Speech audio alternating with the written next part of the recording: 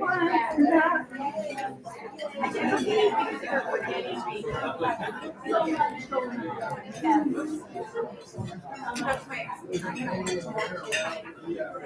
how are you?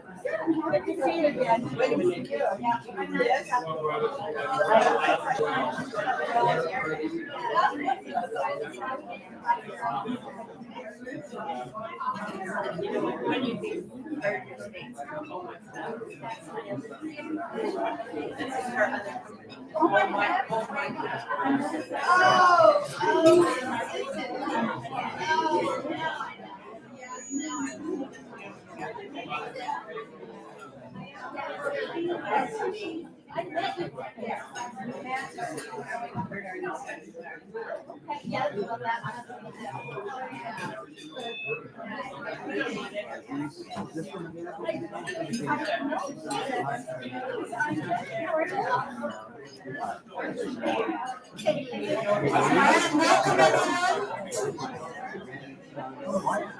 She must be beautiful. K-A-Y-L-I-E.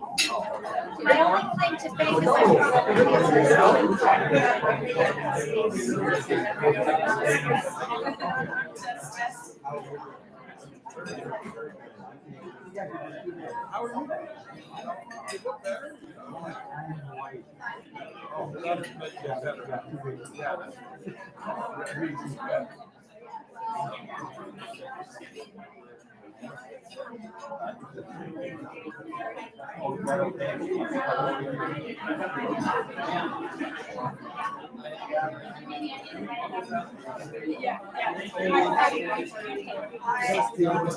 Okay, welcome everyone. We're going to call the meeting to order so we can leave plenty of time for our commissioners. We're so glad that they've joined us and we appreciate their support. So thank you for being here on this D-Day as we remember those that have served us. So we want to welcome any guests that we have. I know, Yvonne, you brought some friends. Do you want to introduce them?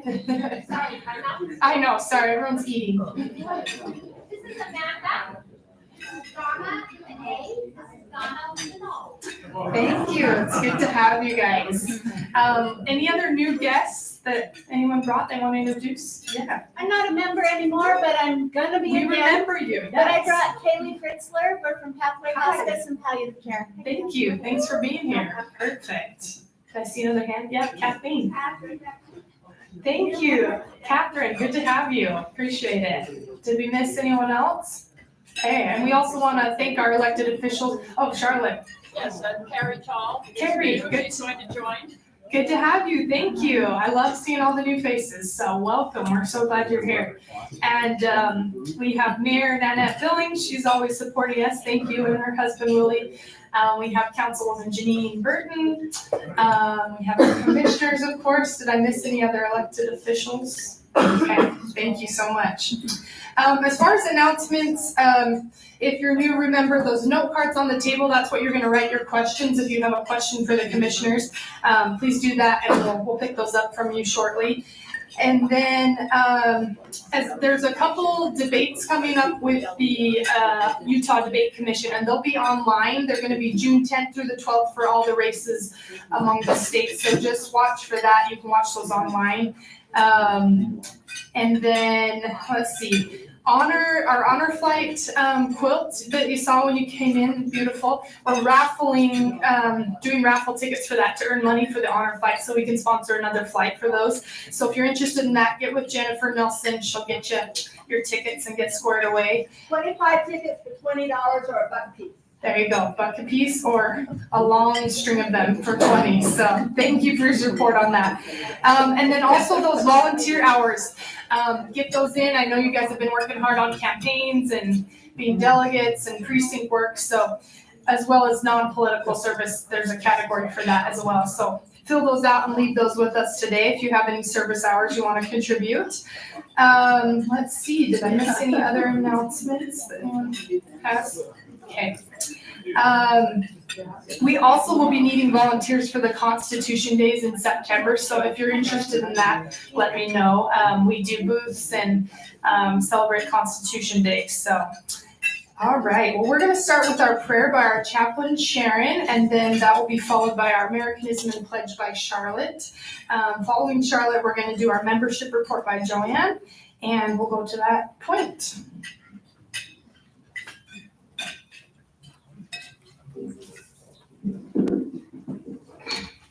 Let us pray. Dear Father in heaven, we're thankful to Thee for our host, the Abby Inn, and for this meal we share, which we received from Thee through Carrie and her staff. We're grateful to Thee for an informative May meeting with school board candidates. We're thankful to Thee to have with us today our county commissioners, and we welcome Gil Almquist, Victor Iverson, and Adam Snow, and we look forward to hearing about county concerns and issues. We're grateful to Thee for the 12 establishments who partnered with us to show our appreciation of our county law enforcement agencies during Police Week last month. And Father, we're very grateful to Thee for the brave men who 80 years ago today succeeded in the D-Day invasion at great cost to advance through France, which led to the Nazis' eventual surrender. Father, we ask Thy blessing for the Abby Ann and Carrie and her staff. May our partnership continue. We ask Thy blessing for our county commissioners. May they continue to be productive for the benefit of our citizens. We ask Thy blessing for our Republican state and U.S. Congress candidates in this month's primary. May those who are chosen to move on win in the general election. We ask Thy blessing for the Supreme Court. May their rulings this session uphold our Constitution. We ask Thy blessing for the many Americans who suffered the loss of loved ones or property due to severe weather events last month. May they rebuild their lives as quickly as possible. We ask Thy blessing for our members, associate members, and guests who may travel during our summer break. May we all return safely to Dixie to be reunited in September.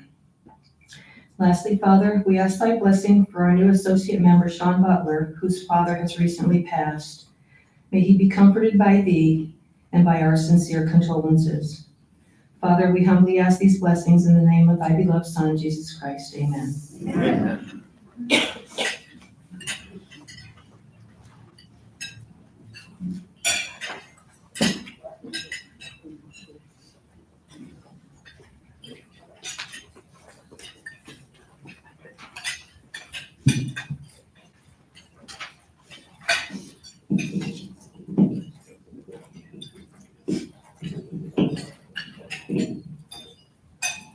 This was prepared by my Americanism partner, Lori Collier, and unfortunately, or fortunately, she's happily on vacation, so I'm going to read this. Have you ever wondered how our beloved flag inherited the nickname Old Glory? It was during the Civil War that no flag became a more popular symbol of Union loyalty than the worn-torn flag belonging to 19th century sea captain William Driver, who was originally from Salem, Massachusetts. In 1824, at the age of 21, Driver received the homemade flag with 24 stars sewn for him by his mother to celebrate his appointment as a master mariner. According to legend, when Driver raised up the flag on the mast, he lifted his hat and decried, quote, "My ship, my country, my flag, Old Glory," unquote. Throughout his 20-year career at sea, Driver proudly flew the American flag aboard his ship as he sailed across the world. Across China, India, and the South Pacific, he recognized this flag as being a symbol of freedom and was comforted to have a piece of home along with him in uncharted seas. Driver wrote of his flag, "It has been my staunch companion and protection. Savages and heathens, lowly and oppressed, hailed and welcomed at far end of the wide world. Then why should it not be called Old Glory?" In 1837, Driver moved from Salem to Nashville. Of course, Driver defiantly displayed his cherished flag at his new Southern home, promoting many attempts by local guerrillas to seize his flag. Adding to the contention was the fact that two of Driver's sons were passionate Confederates enlisted in local regiments. Driver remained a loyal Unionist, standing up to the Confederate soldiers who sought to remove his flag from being flown. Driver's famous reply was, "If you want my flag, You'll have to take it over my dead body. To assure Old Glory's safety, several sympathetic neighbors sewed the flag into a bed quilt to conceal it from the confiscators. When General Bull Nelson and the Union forces captured Nashville, Driver proudly brought his flag out of hiding. The original Old Glory survived turbulent seas, seafaring expedition, brave search and destroy missions by the Confederate Army, and even withstood a bitter family feud. Where's the flag today? In the early 1900s, Driver's niece donated it to the Smithsonian Institution. They later placed Old Glory on display at the National Museum of American History in Washington, D.C. Old Glory is the story of one man's devotion to a national treasure and an inspiring example for all Americans to revere their flag. Please stand and recite the pledge to our grand flag. I pledge allegiance to the flag of the United States of America and to the republic for which it stands, one nation under God, indivisible, with liberty and justice for all. Amen.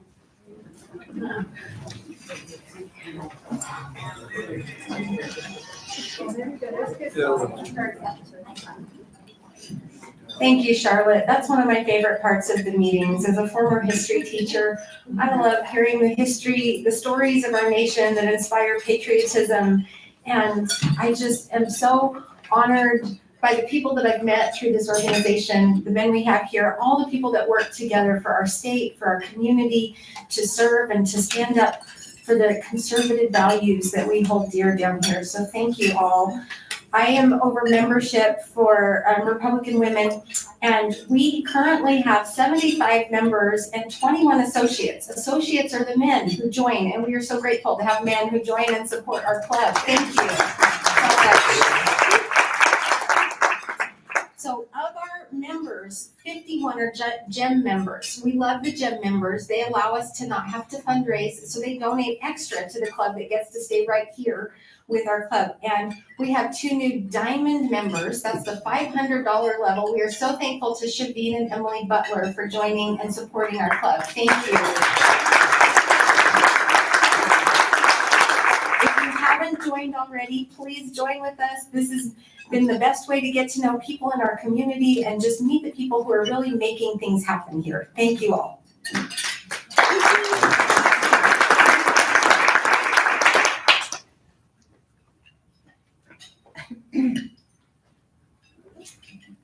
Right, so we get to hear from our awesome county commissioners here today. I think we're going to start off by letting each of them take about 5 minutes to talk about some things that are happening here in our county. And there are cards on everyone's tables, little note cards, and we're going to come around and collect your questions for them. I know I already have questions that I'm ready to ask too. So I see, yep, she's got her card up. We're ready. So we're going to go ahead and let them get started so we can make most of their time here today. Oh, I guess I should introduce. Oh, you want to go up first? We'll introduce ourselves. All right. Okay, you'll introduce yourself. All right. Well, I have this honor of being chair this year, and as Adam says, you get to sign a bunch of papers and hit the gavel. That's about it. But I'll start off. We certainly are grateful to have this invitation. We, all 3 of us are staunch conservative Republicans, and we stand for the very principles that were discussed in the prayer as well as in the comments relative to our flag, and of course with Jennifer's interest in the raffle for the great quilt behind us. Commissioners are definitely in a position frequently to address those of different backgrounds, of different interests, and quite frankly, though I had never been so dismayed, let's start on a positive note. We're glad that there is a system of federalism that we use to get information from the public. But when our own government lets us down by putting out false information, that's something we battle every day. And I want you to know, I went down to the special BLM, that's Bureau of Land Management. I was back east and I said, to somebody who was, they were a Black couple wondering, they run a great mental health program in the St. Louis area. And they said, well, what struggles do you have? And I said, well, every day we're fighting with the feds on this or the other. The BLM is always in a problem with. I noticed their face go. And I realized they don't know what Bureau of Land Management is. So Jerry Taylor, a fellow commissioner, said, wait a minute. Not Black Lives Matter. Okay. We don't battle them every day. Okay. Nevertheless, they held a special Northern Corridor information display. I see Mayor Billings over here. She was the first one I encountered. As she was coming out, I thought she was going to get a barf bag. Because seriously, the things that they said about the Northern Corridor is just a pack of lies. And the displays that they put to our fellow citizens are lies. Or at least they're misleading. So that's something that we deal with all the time. And gee, can we know better? We're boots on the ground right here. Can't you trust us to get it done right? And then they say, well, the Northern Corridor will pollute the air. Not seriously, like the hundreds of cars that are jammed onto the boulevard or Bluff Street, they're not polluting at all, just idling there, or even on the freeway as they predict he'll back up to. So it was almost like impossible to reason with them when they had all of these displays out there. So I don't even know why I got on that tangent, except for I just feel like you don't like to be lied to, and I don't like our citizens to be lied to by the very government that's supposed to be truthful. And Adam will get into it, but where they are violating their own procedures just so they can get it forced through before what? November? Isn't that a coincidence that they're trying to violate their own rules to get something done before the suspected regime change, let's say? On other issues, we can all answer your questions about water. I'm not going to take 5 minutes. I've already taken 2.89 minutes. We want your questions to be answered. We'll talk about water. There's always housing. We had a huge meeting yesterday about that. It's so difficult.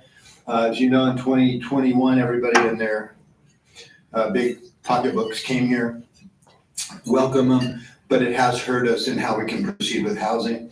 We also have other issues of education and how we're going to provide those companies who would love to move here and how we can keep our kids here, not only to house them, but have jobs for them. There's a ton of issues on roadways. We try in our valley to cooperate city to city to city, and the county tries to accommodate that through many meetings, our MPO, et cetera, so that Santa Clara and Washington and Hurricane were all kind of on the same page when we developed this valley. So I look forward to your comments, and if you don't get your questions answered, 680-9853. You've got pens on there. I've put it out all the time, and nobody calls me. I just think they don't want to call me. We have this burning question, but we'll ask Victor. Anyway, thank you so much for inviting us here. We'll answer your questions. Victor? I'm going to put down that phone number, and if you have any complaints about county government, please call that number and then let him know. And for those of you who I haven't had the opportunity to meet, and that's not a lot of you, I've met most of you here. I just want to, my name is Victor Iverson, but more importantly, I just want to thank this organization. Washington County Republican Women, for me, is a force for good in this county. And you do so much good in both your service and also just how you project our values of this county. I grew up here, born and raised. That used to be very common. It's no longer the common denominator. It's the less common denominator. But you know, we live in such a wonderful place with so much natural beauty around us. But the thing that I appreciate the most being a county commissioner is the wonderful people that I get to say that I represent on the county government. And so thank you for that. I was thinking this, you know, Fauci's back in the news, and I don't want to have anybody have a moment. Hey, we're eating. Yes, exactly. I don't want any PTSD going on here. But as a county commissioner, I can remember those decisions that were forced on us. I can remember what I felt like was the whole country going insane all at the same time. At the same time, recognizing the fear and the concern of citizens. But as county commissioners, I think we had it right the whole time. I haven't received any apology letters for the times when I had to take calls from other people who wanted to tell us that we needed to start mandating certain things and closing certain things down. But it is good to know that during that time, we felt like we were representing the attitudes and the opinions of our citizens, and that all of you had our back when we said, no, we're not going to have mandates here in Washington County, and we're not going to enforce anybody else's mandates just in case. Go and get the best information you can for your health conditions and take care of yourself. So that's a long ways of just telling you thank you for being freedom-loving, God-fearing, wonderful people that you are. We live in a wonderful county, and as we see challenges, and I'm, I don't live in Manhattan, but thank goodness, because I'd be convicted of like 500,000 felonies by now. And I cannot believe sometimes what other people think, but it's good to live in this county. And I want to thank those of you who have moved here, and that might sound weird coming from somebody who remembers when, right? I can tell you all about the good old days in Washington County when there were fewer people, but with growth comes opportunity, comes prosperity, and I think what we're seeing in this county is what we're seeing across the nation. I call it self-segregation, or in some ways it's not necessarily healthy, but people, they look for a place to move to, and they want to move to a place that represents their values. And so a lot of times I talk about political refugees, and that's what we have here. And so any of you who are newer to our county, welcome. I guess I can officially, in my capacity as county commissioner, welcome you here and hope that you feel welcomed here. But anyway, I look forward to your questions as well. And we'll let our youngest county commissioner, who we feel has really expanded and does a great job as a county commissioner. We take all the credit for how good of a county commissioner he is turning out to be. And he appreciates us publicly telling everybody how proud we are of you.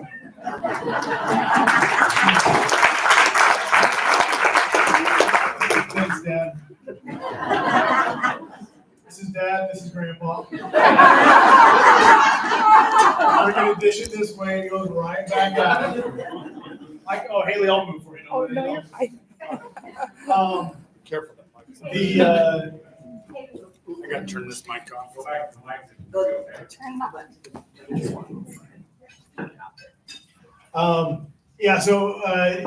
We'll mainly leave most of the time for questions, but the one thing I wanted to say that my colleagues here haven't is that while we do welcome you, I remember as well some of the good old days, though maybe not quite as far back. But there are a lot of great, wonderful people that have moved here recently. They're freedom-loving patriots that want to be here. And that's appropriate because we have tried to send a message loud and clear to everybody who either visits here or is contemplating moving here, that don't come here to change what we have. If you want to come be part of it, wonderful. We proudly declared ourselves America's county. You'll see all of our logos and everything. It says Washington County, Utah, America's county, because we believe that we can, in a small way, we can be that shining beacon, that poster child for how local government, small communities should be run in America. And so things like right now we just put together in our last commission meeting a committee for the 250th birthday of America. So the America 250 is what that's called. And there's a national committee that Congress set up, and then each state has America 250 Utah, America 250 Nevada. And the saddest thing is we've been working on this is the number of people that first of all haven't done anything for the 250th birthday in 2026. But also those that are wondering whether, what we should really be celebrating anyway. Is America worth celebrating? And if we do, whose story should we tell? Should we tell the Native American story of America? Should we be telling the slavery story of America? It's the 250th signing of the Declaration of Independence. What do we celebrate? The Declaration of Independence, the founding fathers, the things that make this country exceptional and great, and the patriots that were willing to sacrifice everything. So in this county at least, and we hope that we can project this to everybody else, know that we stand with you. You are a phenomenal organization, and we are going to put on one hell of a birthday party for America. And so from essays in schools about patriotism and American exceptionalism and historical events and things with religious organizations and NGOs and of course we'll have big concerts and parades and parties and all those things. It will be a year-long birthday party. But the main thing is that Washington County, named after the first president, right? Named after George Washington, will be that shining place forever as long as the three of us are here to show America what government should be: small, effective, and efficient, and that we celebrate our heritage and the exceptionalism that is this great American experiment. So it's an honor to serve, and we'll take your questions.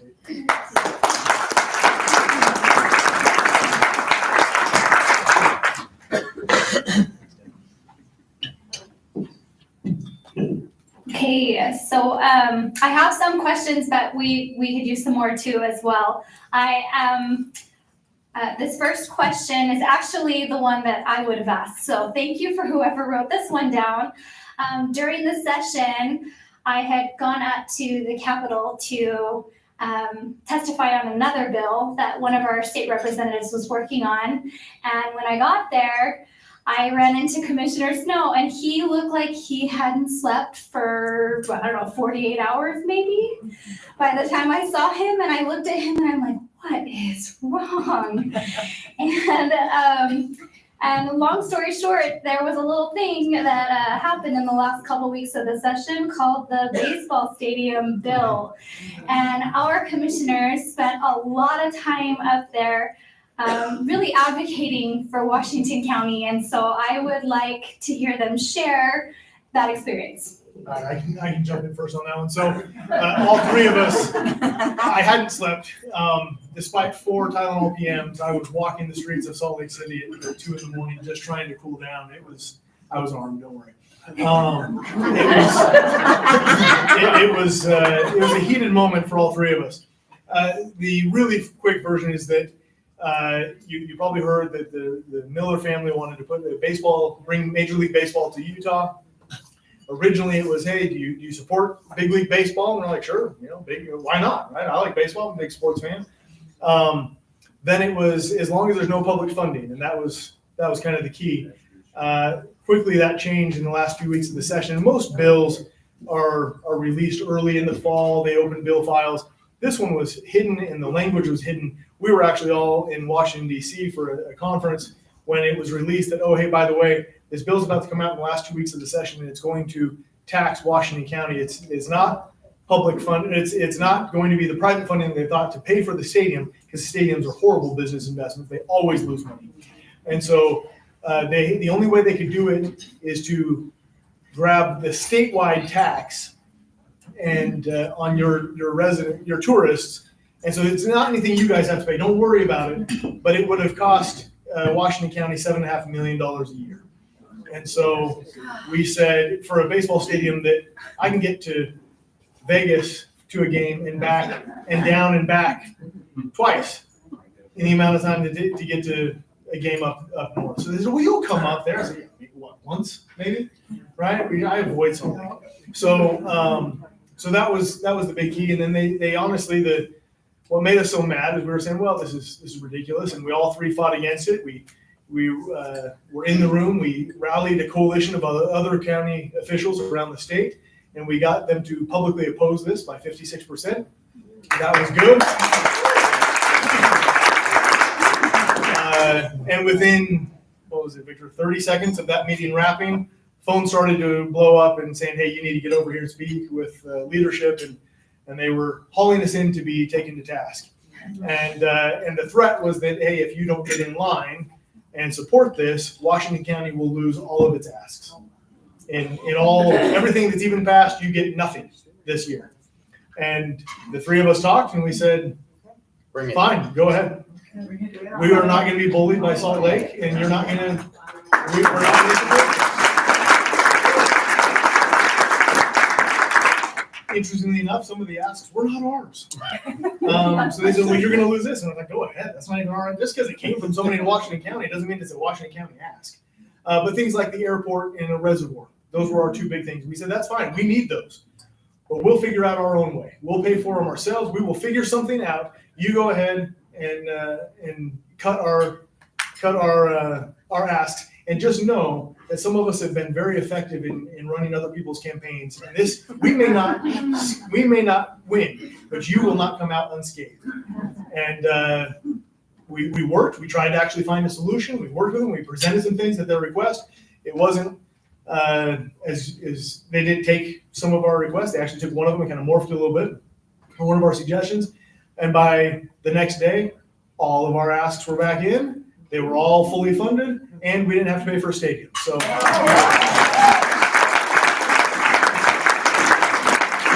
it was one of the first times they ever had a county not just go, ooh, never mind, we're going to buckle the pressure. We said, shove it. And they did. I'll just add on that moment when they received the message back that, Washington County doesn't care. I think that was the first time they'd ever heard that back. I mean, they basically took us into the office and they didn't just hold ours. They said everything in the 435 area code is off the board. And I thought, try that. But it was kind of one of those leadership moments that are kind of cool. I mean, I've been a county commissioner coming on 10 years now. And prior to that, I worked for Senator Mike Lee for 3 years. So I've been in kind of these decision-making rooms before. That was one of those times that we do these things. I mean, we stand up for ourselves behind closed doors, in these type of meetings, but it was a fun moment. There was a couple times that Adam didn't want me, he was scared when he called and said, we have a meeting this morning.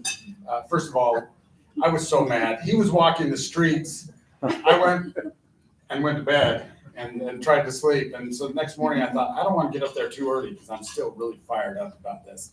So he calls me, hey, where you at? I'm up here. We got meetings. I'm like, I'm eating breakfast. Tell him to wait. So, and then he tells me who we have the meetings with. And I'm like, oh, I do want to talk to that person. I have something to say to him. And he's like, oh, you can't go into that meeting mad. So I didn't tell him where it was. So he said, unless you promise not to go after this guy, then I'm not letting you come to the meeting. But it was a great moment. And I have to hats off to our House members, to be honest with you. Our House members did an excellent job. They were the ones that came up with another solution for this. So our House members did an excellent job in protecting Washington County, and I think you need to know that.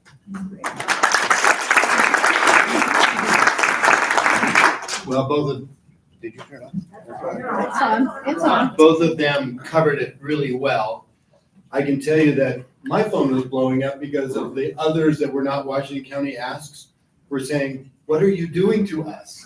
We need water. We need a tower. If you don't know, it's everything that's done through dispatch up at the airport is done out of Los Angeles. And that causes, some grief for not only our pilots, but the airlines. And it just seems like, we need our air traffic control right here with our own tower. So I told them quite bluntly, in St. George City in particular, I said, we promise you, we will figure it out another way, but we're not going to be blackmailed.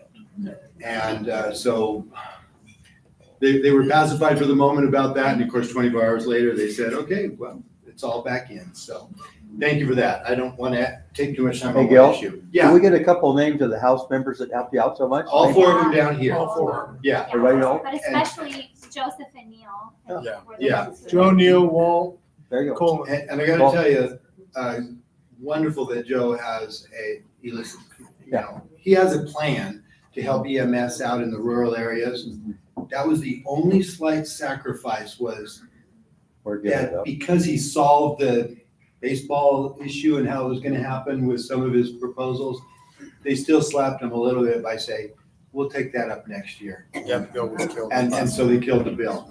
But we're going to bring it back because it really is a great solution for EMS in rural areas. Thank you.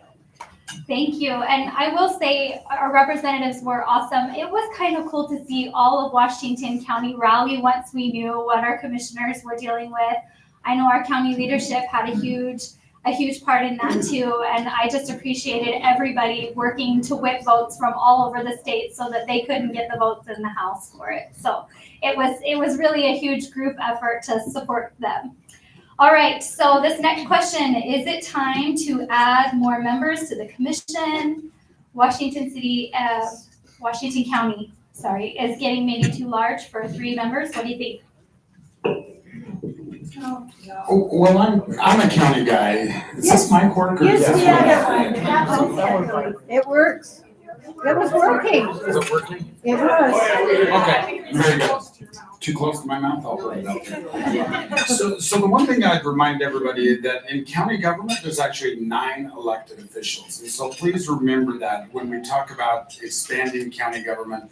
Unlike city government, the county sheriff's elected, the county attorney's elected, your recorder's elected, your treasurer's elected, your assessor's elected, your clerk auditor's elected. And then you have 3 county commissioners who serve both as the managers and executives and legislators for the county. And so county government, I think, works very well with a 3-member commission. And most of our work is actually not done as legislators, but done as executives and managers of your county. And so I'm obviously, I've been president of the Utah Association of Counties. Adam Snow is now second vice president of that association. So I'm very familiar with the 29 counties in the state. And I can tell you the ones that are best run, the ones that have the lowest tax rate, the one that you have a county government that is the most responsive to you are the 3-member commissions. And even those people in Salt Lake County, and Salt Lake's huge compared to us at 1.2 million, they changed, it's probably been 2.5 decades now. A lot of people will tell you that change drastically altered accessibility to county government and how the citizens could interact with it. And so I'm obviously very much in favor of the form of government that we have now. Well, I'd like to emphasize how the 3 of us get along so well, because we've seen other counties where it's not the case. There's infighting, there's a lot of problems. We may not agree on everything, but like I think it's a mark of statesmanship, even if we're patting ourselves on the back, to work through those things until we find a good compromise within the conservative framework that we have. I did the fiscal analysis of what we call to go from 5 to 7 commissioners, and it's to the tune of between $800 and $1.5 million more, because there's a lot of details. It's not that we're paid so much, it's that there's also staff required. Somebody said, well, they could share a secretary. There are certain laws that allow you to have your own admin if you go to more than 3. Right now we have Jan and Sarah and Nicole, and it's a complicated thing. If we shared something and we had 5 commissioners that were regionalized, like Bloomington Hills and Bloomington and Sun River, can you see the infighting that might come? Victor, you got a water tank last year. Now we want something. You see that it's just not as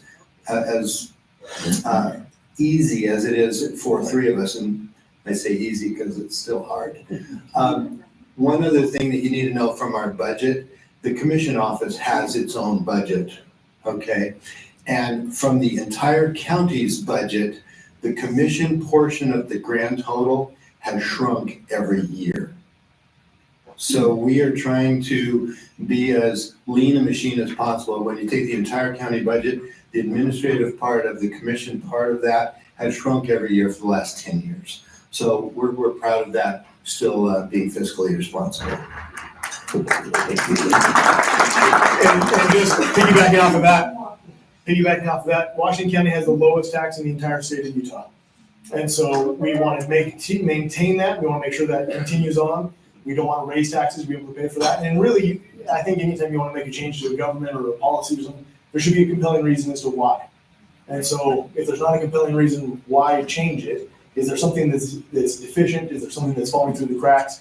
There's enough work for the 3 of us full-time right now. I don't know that there's enough work for 5 or 7 full-time, so then you become part-time commissioners, which means you're gonna devote more attention to other things, and we have grown enough at 210,000 residents and about 80,000 daily visitors, so we're right up almost 300,000 people here on any given day.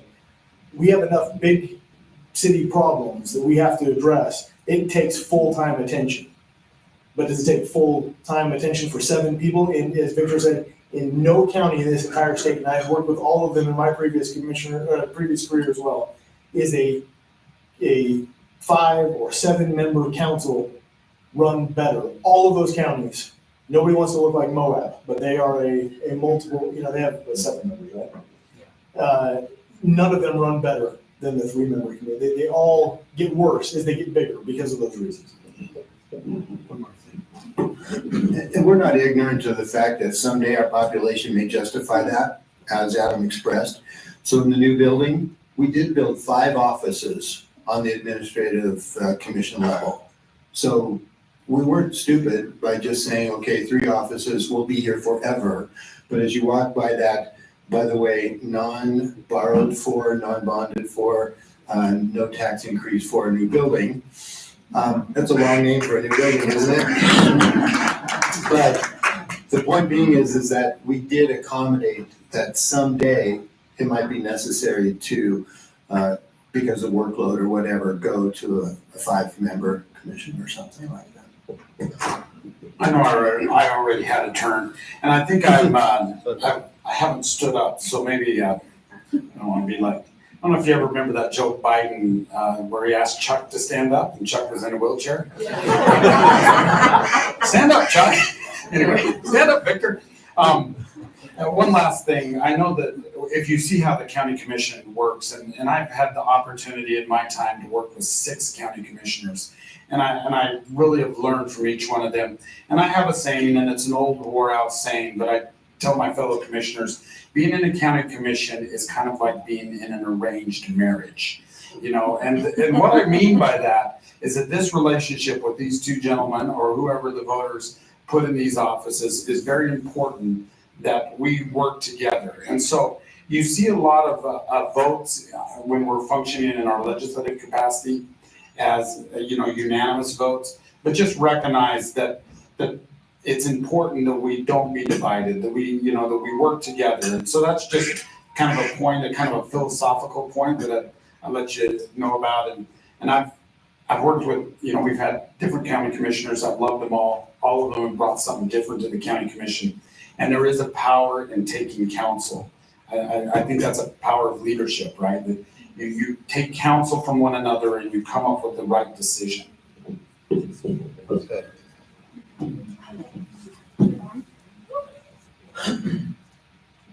You dragged that question. Not yet, want this one? All right, Want maybe this I'll one? have to steal your mic for a second.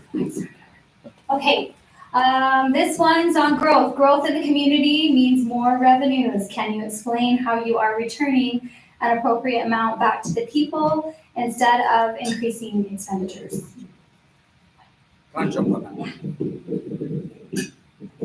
As far as growth goes, and I know that both of my gentlemen colleagues have something to say about this.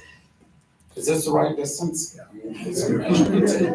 So when it comes to actual building permits and growth, most of that is happening within the cities and is under the jurisdiction of cities. And so inside of your municipalities is where you're seeing the real growth.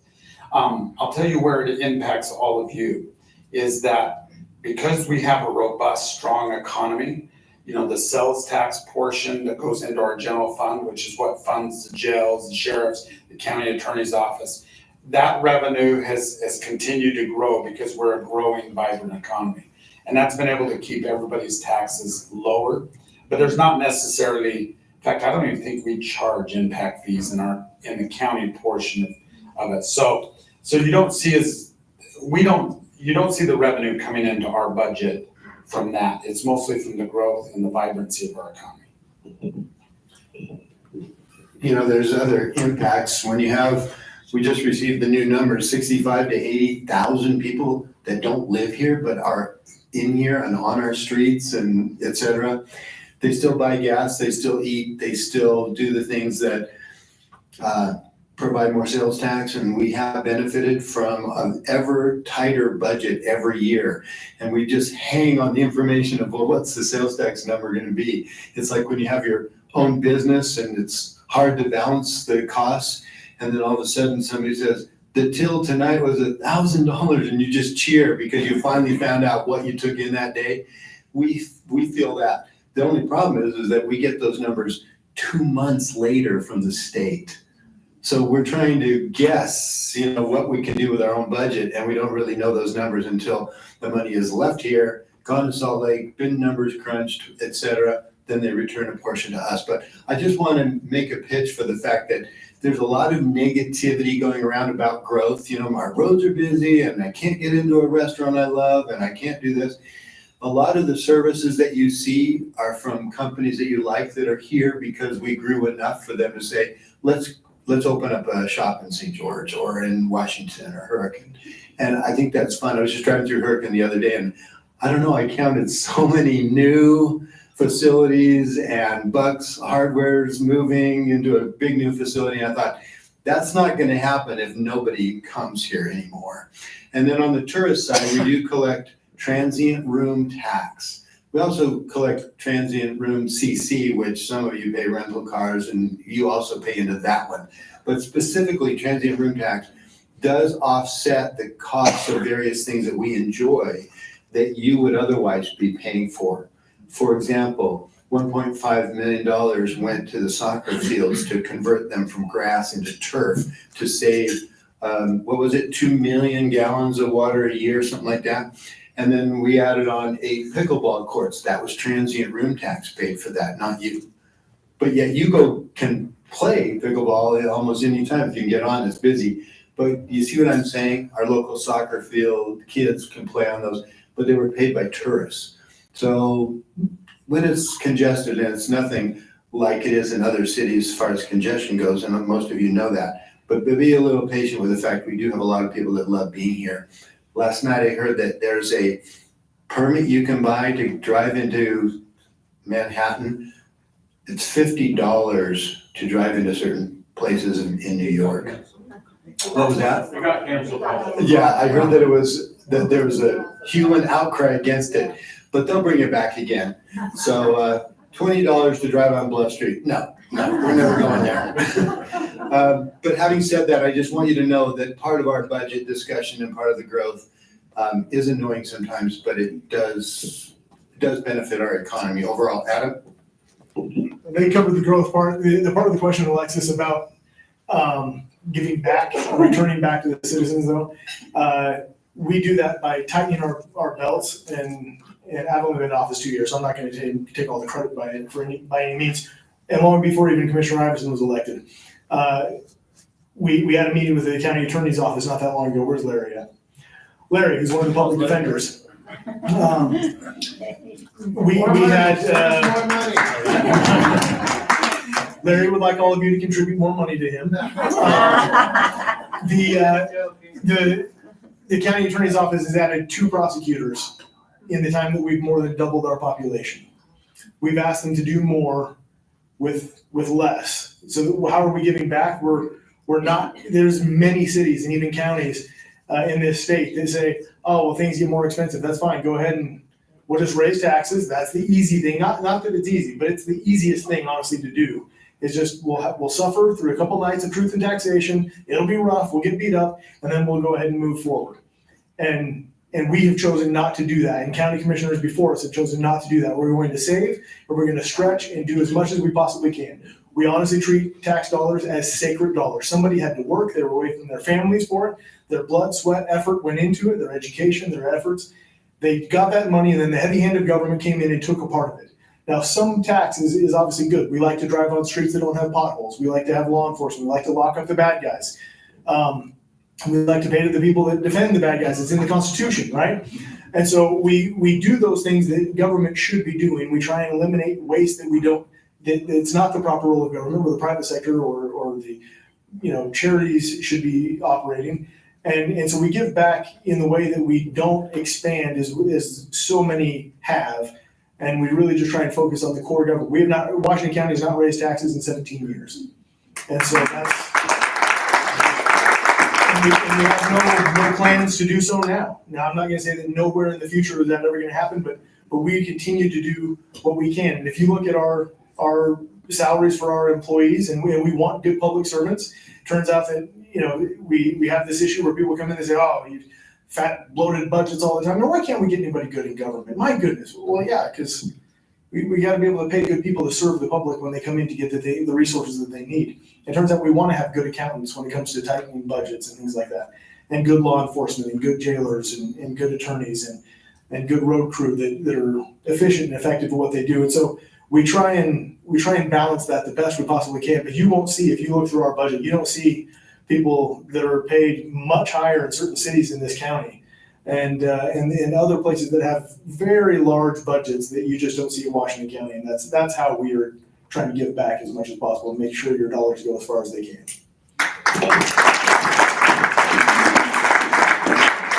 Hey. Right. This next one, I appreciate whoever wrote this one. I wish we could put names on these. They said if there was a statewide effort to organize thousands of Republicans to teach and motivate all registered Republicans why the caucus convention system is the system which has caused Utah to be ranked #1 state for 13 plus years.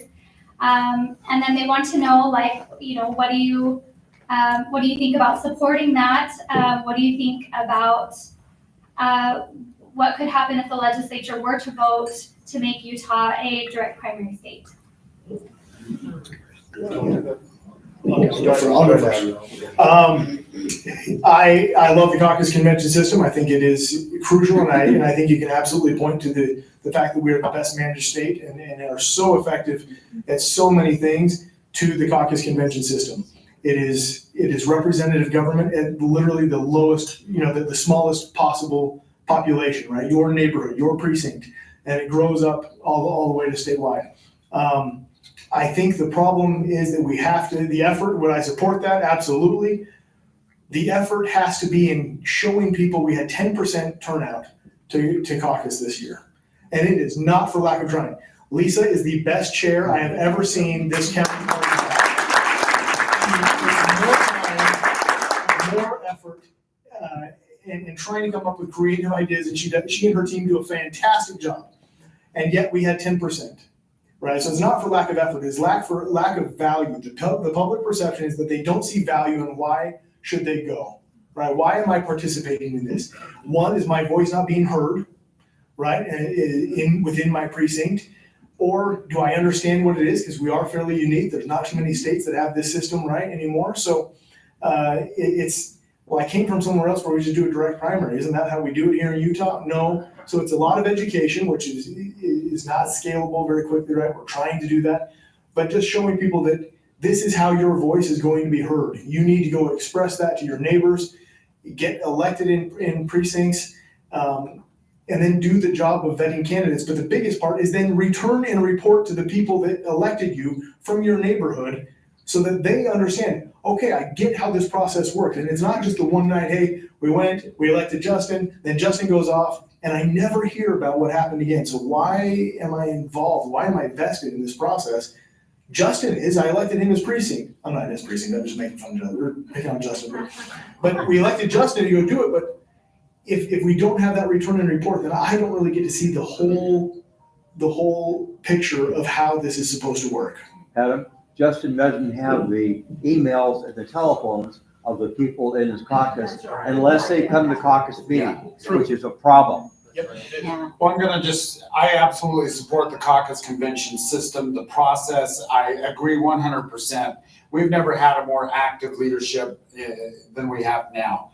I will say that I'm probably here because I went to my first precinct meeting when I was 23 years old, and they elected me a state and county delegate and a precinct chair. Now you have to remember there were 6 people there. They were old and tired, and they saw me coming, And so sometimes when people complain about caucus attendance, I have to remind them things have ebbed and flowed, and we do have to have value. I think we've done great things in this county.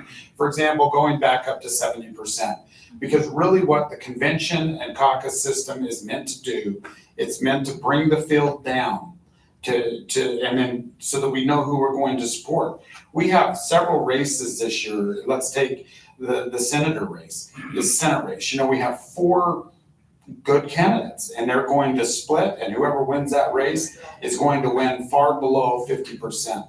These are challenges that we have to find ways to solve. I think we do have to, it's more than education. It's gotta be, you know, we gotta be experimental like we are in this county, where we do this accountability where everybody knows. At first I thought that was really weird. It's like, everybody's gonna know how I vote. And I didn't tell Lisa I thought it was weird. I went ahead and voted for it, you know. But you know, I've actually seen value from it. I saw a little bit of a downside with some people that saw their neighbor didn't vote the way they wanted and they went and rebuked him afterwards. That's not appropriate. But actually I see value. I see great value in the 70% threshold. If we would have raised to 70%, we probably wouldn't be in the situation we were at. Because I can remember being in the state convention when that was proposed. And at that time, the deal was if they would have raised the percentage, the Count My Vote people would have dropped their petition. I don't know if that was true, but that was the message that they were sending. So I think it strengthens our party. I think we become much weaker. It's kind of like the children of Israel when they asked for a king, you know. It's like if you go to direct primary, and you know, you're going to become like all the Gentile nations and you're going to be weaker. And I think our system is good. It is at a crossroads though, so all of those of us who believe in it need to be committed and advocate for it. I've lived here full-time for 43 years, and I can still remember that from my neighborhood, a neighbor came and said, "Are you going to caucus tonight?" We first lived in St. George and Bloomington Hills, and for 33 years, I've never missed a caucus night.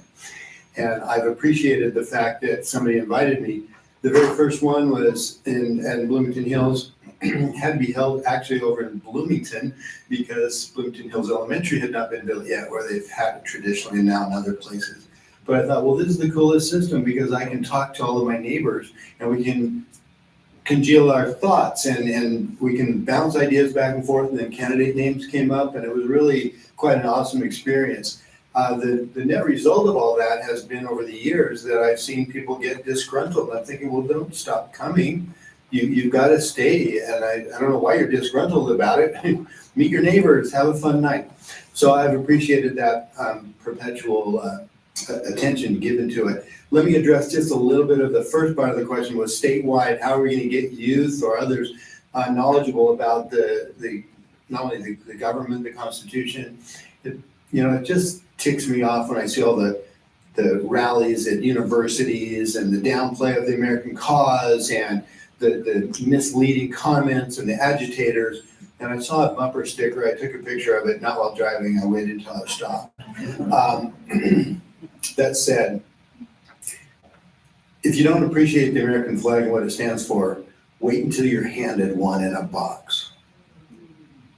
There's so much to be said for that. So what are we doing about it? Liberty Village and United We Pledge have some great efforts involved with America 250, as well as their own efforts to build Liberty Village, period, out in the Hurricane area. Thank you, Hurricane, for working through that incredible. And thank you for paving the way for them to be able to do anything they want to do out there with no inspectors. The point being is that that is going to be a great addition to school groups that can come and learn about what America is all about. In addition to that, we've been putting out our pledge of why this is America's county, and we're hoping that gets distributed. And then they have their Liberty bus. Is that what they call it? Yep. That goes around from school to school to school, and any group that wants, they can tour it and find out what America is all about, because quite frankly, our kids are pretty ignorant about why they're here and what makes them free. So those are some efforts that we're putting out and other groups. So, Alexa. Okay, that's a great segue into the next question. Next month, we celebrate July 4th. Why is freedom of speech? And I would just maybe say, why is freedom so important to you? It's a deep question. Can't think of the opposite. I don't know, because God created us free. And I just, I'm having a hate relationship with this mic. I'm not sure. It seems like these guys, it works perfect, and then I get in and it starts buzzing in the helmet. But Gil kind of talked about how much we love this country and how excited we were to declare Washington County America's county. And we now, last year we had Liberty Week, and it's Liberty Week this year as well. We don't have Glenn Beck coming, but we have a lot of other great things happening. I love where we're taking this celebration because that's where our youth are going to really appreciate it. But to me, freedom is what it's all about. And you think about each human soul and the potential that each of us have to live our lives in a way that we see fit, but also the way that we bless others, our family members. It's so important. And I worry that even in America, where we talk about freedom, we've allowed government regulation and everything come into our lives more and more. And we need to start asking questions, can we take away those regulations rather than put more into them? So, for me, by most experts think that roughly since the dawn of mankind, there's been about 125 billion people have lived on the earth. Of those, under any broad liberal definition of what freedom is, there's been about 5 billion have lived under some sort of freedom. Of those 5, 3 billion are alive today. So if you think about since the dawn of man, we have roughly a 2% chance that you've ever lived in freedom and that you're here today. This is a unique, like Commissioner Iverson just said, I believe that it's divinely given. I believe that God created humans with their own agency and with their own ability to free will to choose. And so I think that freedom is necessary for that plan to work. But I also think that it has to be shown that it works in government and that it works for the people. And that unfortunately right now there's a lot of really stupid college and teenagers who don't know that freedom is important, and they take really asinine ideas of socialism and communism and go, this would be a good idea. And so I think you understand what the value of freedom is the second you don't have it. Having traveled in China, it was a scary place. For the weeks I was there, it was, when you see the number of cameras, the big brotherhood that they have there, the attachés, when we were out in the park by ourselves, they would scan our rooms while we left the hotel, and then we'd be out in our park by ourselves, and the attachés would ask them a question about the government, and they'd look at us, and you'd see their eyes, and go, don't say anything. Don't say that out loud. I'm like, how do you have the trees bugged? What do you have? And they were on behalf of the government. I mean, when you have lost freedom for even a brief moment, you understand what it is. And so for me, it is something worth fighting for. Death would be an easy price to pay, given what you'd give up otherwise. I know we've all heard about the young boy who was out flying the kite with his dad and said, why don't we just cut this string and let it be free? Well, then it will fall. So to a certain degree, we've had Yorktown and we've just won, and Howes 2 months later leaves New York. Basically, all of the British forces leave. And when they met, and granted, the Articles of Confederation were an attempt to try to keep the 13 colonies together, they realized it wasn't quite strong enough and too weak for the necessary constitutional conventions we had. But they didn't at the very beginning say, okay, everybody, go do what you want to do. They still felt like, though independent states to a certain degree, they all fought together to get this freedom. And they still felt like there was some level of string that needed to be attached to the kite. And so those who profess freedom to do whatever you want to do have to realize that we're trying to protect everyone else's rights as well. My neighbor cannot have a gas station. My other neighbor can't have a brothel. I'm sure they'll try. There's a bunch of young boys. Anyway, but to my point, we have to recognize that certain laws, properly framed, put before the public, that are put in, some people say, well, that cuts off my freedom. In reality, maybe good laws actually may be what's holding us up. So we can have a whole semester class on just that. That's good. Maybe I won't have to fight with my microphone.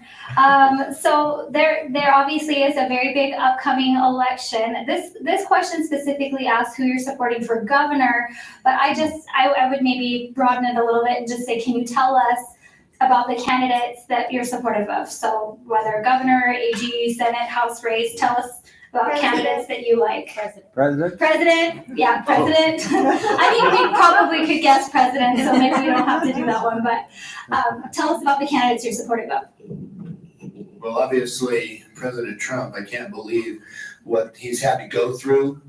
We talked about Victor being in Manhattan and being pulled over for all kinds of felonies. Oh, no, you'd be let go. You can do just about whatever, but you can't say that a piece of property that you really like is worth more, or that your attorney did the wrong thing, et cetera, et cetera. Having said that, there's no doubt in my mind. I emphatically support Adam Snow for commissioner.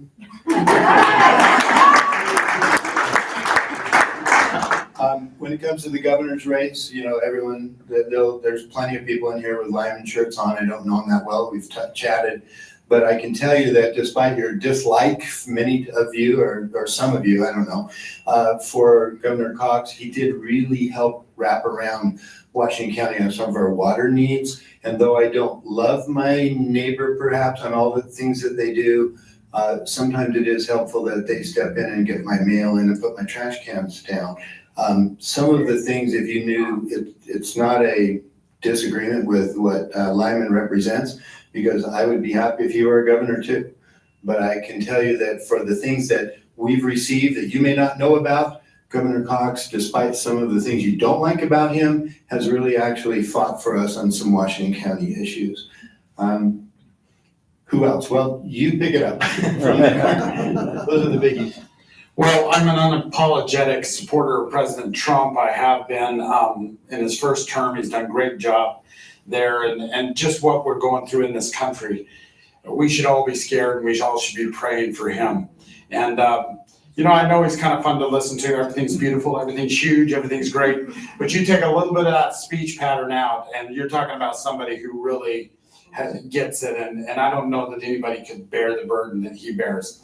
As far as, let me start with the non-controversial candidates. I'm supporting Ricky Hatch for state auditor, and I'd ask all of you to consider him as well. I've worked with both Ricky and Tina. Both of them are in county government before. I can tell you, Ricky is just fantastic. And auditors, we kind of see that more than maybe the general public, but there's a lot of things that I disagree with John Dougal on. Things like just things that have cost government more, inefficiencies. And so I'm 100% for Ricky Hatch to be our next state auditor. On the AG race, I'll just tell you, I know Derek Brown. I've known him for a long time. I worked with him with Senator Mike Lee. I want somebody in our AG's office that actually goes in and knows how to manage people, because that's really what that job is all about. It's about managing 800 employees. And he's the one that's qualified to do that. And so that's the reason I'm supporting him for there.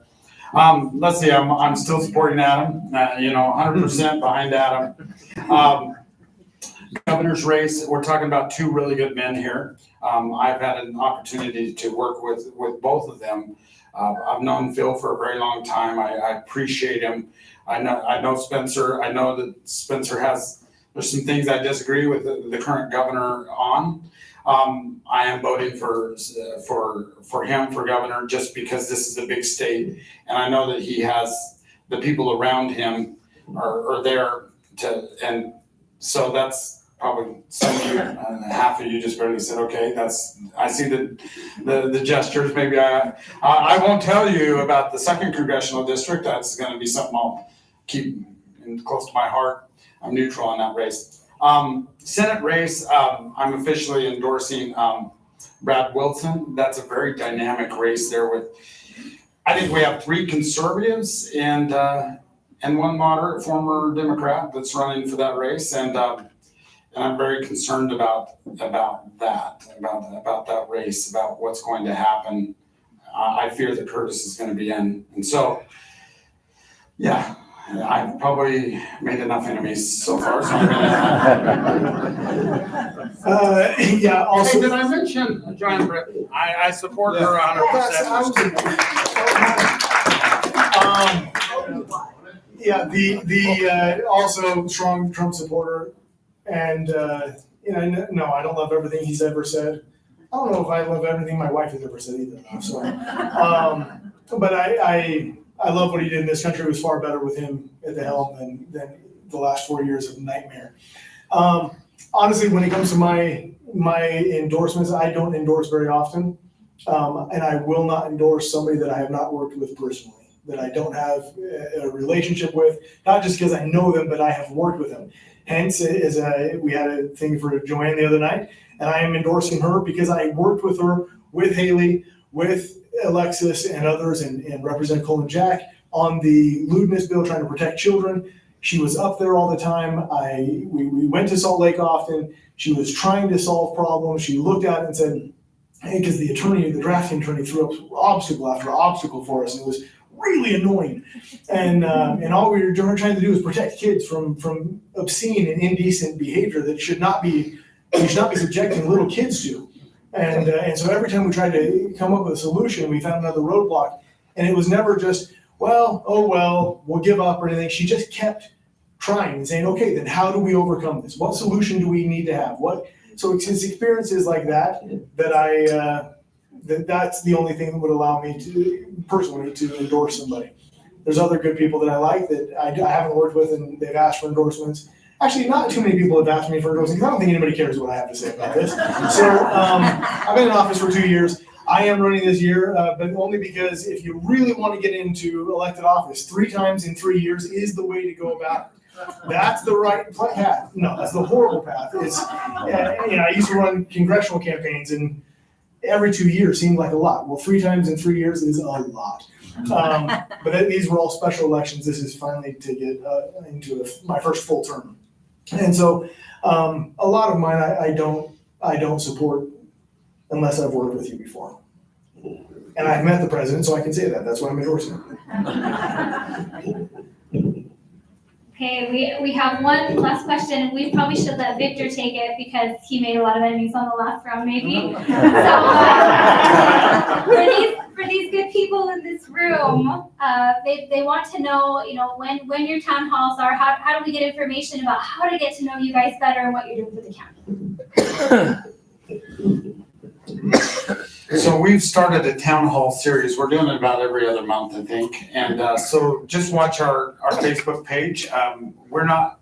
We're older, as you can see. Not all of us. We don't have a county X account yet anyway, so it's all pretty much Facebook. So our meetings are on the first and third Tuesdays. We have 30 minutes prior to our meetings at 3:30. That is kind of, we're there to discuss, to talk. You can come visit with us about whatever. We're pretty accessible. Gil's given out his phone number. You can call him. You can also call me. I'm gonna go ahead and, 773-7308. Okay. No, that was the wrong number. Okay, I'll give you another number, 619-2520. You probably have that number. That's Costco. I will tell you, I predate cell phones, and so my phones are never on. Unlike Adam, so you had to listen to the first verse of "I Love Chicken Fry."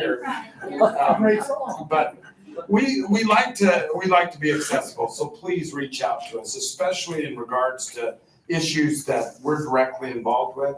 County issues and other things. Reach out to us.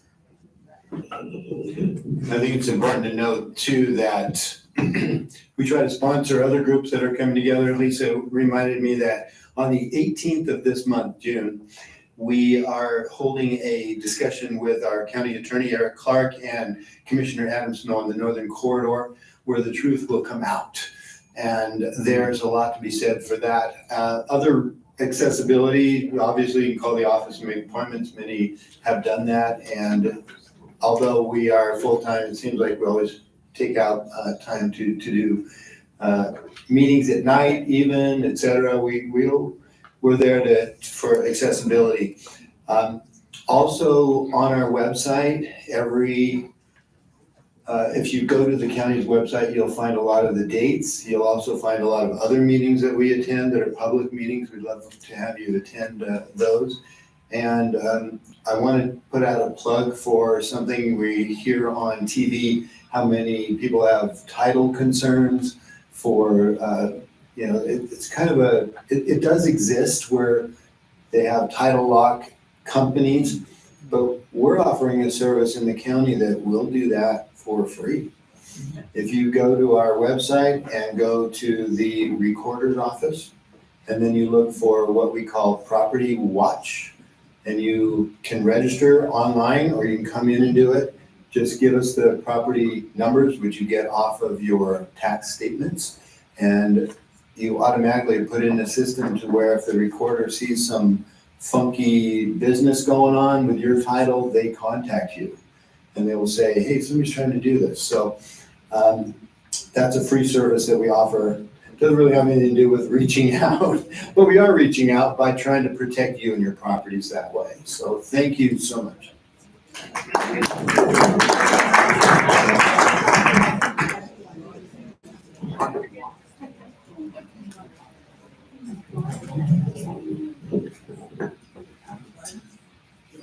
Hey guys, the fair was the best fair we've had ever, this last fair. Thank you. I want you guys to know. It was It a was good awesome, fair. all the concerts, it was amazing.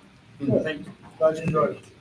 Perfect. Thank you so much for coming and sharing with us and taking our questions. We appreciate the commissioners. And a couple announcements that before we leave too, that Gil brought up. Be sure to attend that meeting about the Northern Corridor because there's a lot of misinformation. What time?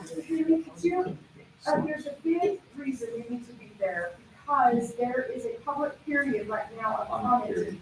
And I Public comment What period. day does it end, Adam? 23rd. It ends the 23rd, so if you want to make public comment, and they do take those, that we need to show that there's been a lot of public comment for the Northern Corridor. So that's 6 p.m. at the St. George Library on June 18th. And you want to come because we're suing the federal government. We announced it yesterday, so on that issue. Great. And then the next day is June 19th, Juneteenth. Is that at the Washington Park? Yes. So the county partners with a few groups to celebrate Juneteenth, so that'll be the following day at that main Washington Park. I think Veterans Park is what they call it. So watch for that. I think we covered everything else. Ballots are coming out now. You should be getting those anytime. So talk with your neighbors as our discussion with the caucus system. Share with your neighbors who you're supporting and why. What have you learned through your vetting process?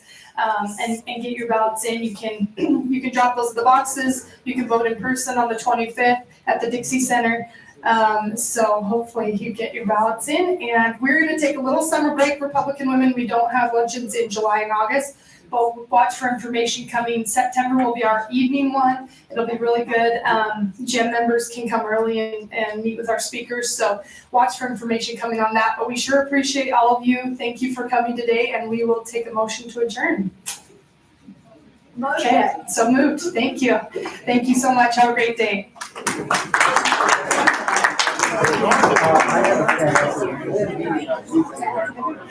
Yes. Oh, yeah, we're not gonna have